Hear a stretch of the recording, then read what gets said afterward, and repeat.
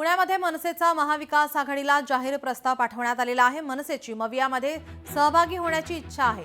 काँग्रेस अद्यापही मनसेला मवियात स्वीकारण्यास तयार नाही। भाजपच्या विरोधात चौघे लढलो तर तगडी फाईट देऊ, असं मनसे नेते बाबू वागसकर यांची प्रतिक्रिया समोर येते।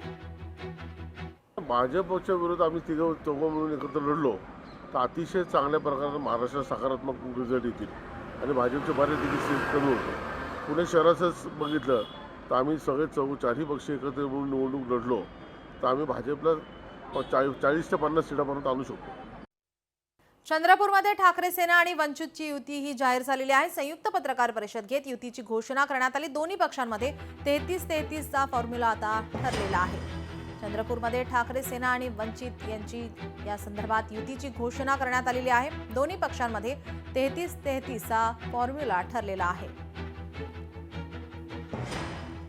अमरावतीच्या तिवसामध्ये भाजप शहराध्यक्षांची गाडी फोडली आहे। चारचाकी फोडत 50,000 रुपयांची चोरी करण्यात आली आहे। अजय गुल्हाने हे तिवसा शहराचे भाजपाचे शहराध्यक्ष। अज्ञात चोरट्यांविरोधात गुन्हा दाखल करण्यात आलाय।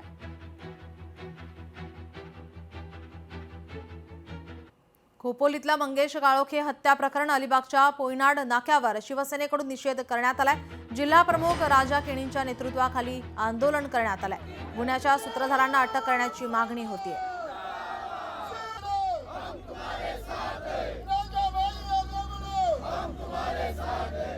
शिवसेनेचे ज्येष्ठ नेते सामाजिक कार्यकर्ते मंगेश काळोखे यांची जी निर्गुण हत्या करण्यात आली, त्या हत्येमागील जे सूत्रधार कोण आहेत आणि जे आरोपी आहेत त्यांना तात्काळ अटक होऊन त्यांना फाशीची सजा व्हायला पाहिजे।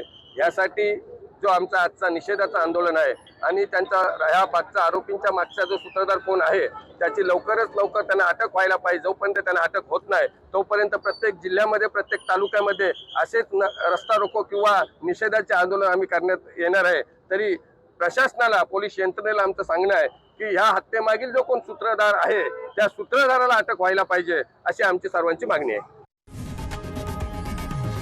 लोकशाही मराठी ऐका, पहा, जागरूक रहा।